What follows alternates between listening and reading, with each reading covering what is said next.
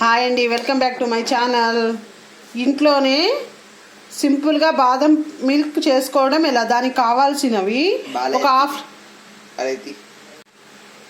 Half litre పాలు తీసుకోవాలి.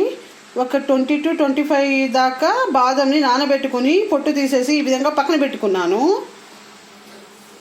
Sugar, ఇలాచి, కుంకుమ పువ్వు ఉంటే కుంకుమ పువ్వు వేసుకోండి.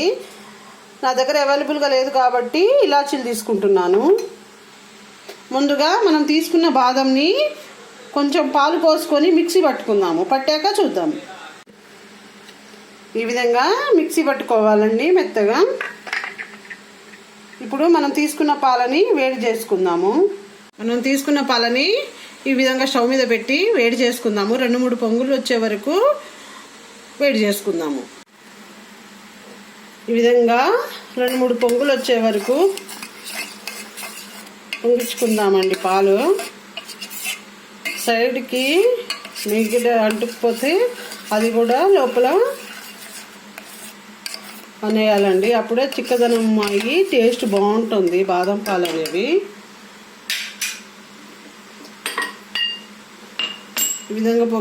ఈ విధంగా పొంగాక ఇందులోనే కుంకుమ పువ్వు కానీ ఇలాచి కానీ వేసుకోవాలండి.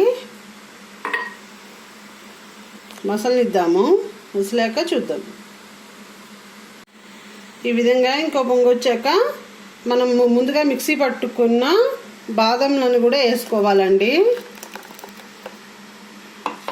వేసుకొని కలుపుకుందాము. ఇంకా కొంచెం చిక్కబడాలండి. ఫుల్ క్రీమ్ పాలు తీసుకున్నానండి, అప్పుడే టేస్ట్ బాగుంటుంది.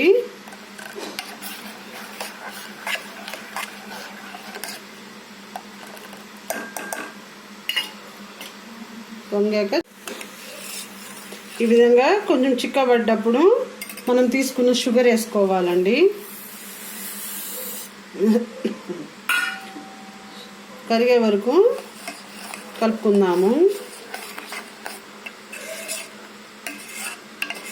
మనం సైడ్కి వచ్చే మిగిడంతా లోపల ఈ విధంగా అనుకోవాలండి.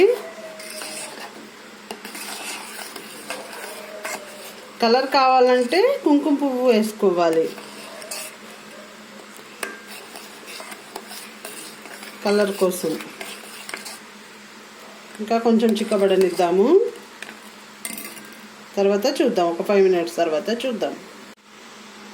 ఈ విధంగా చిక్కబడ్డాక పక్కన పెట్టుకుందామండి.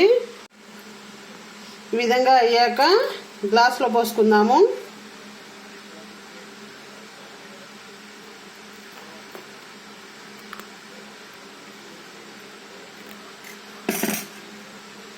పైనుంచి కొంచెం బాదం పలుకులు. ఈ విధంగా చేసుకుంటే టేస్ట్ చాలా బాగుంటుంది. వేడిగా ఉన్నప్పుడు కానీ చల్లారాక ఫ్రిడ్జ్లో పెట్టుకుని చల్లారాక కానీ తాగినా చాలా బాగుంటుంది. సింపుల్గా ఇంట్లోనే బాదం మిల్క్ చేసుకోవచ్చండి. తప్పకుండా ట్రై చేయండి. ఎలా వచ్చిందో కామెంట్ సెక్షన్లో కామెంట్ చేయండి.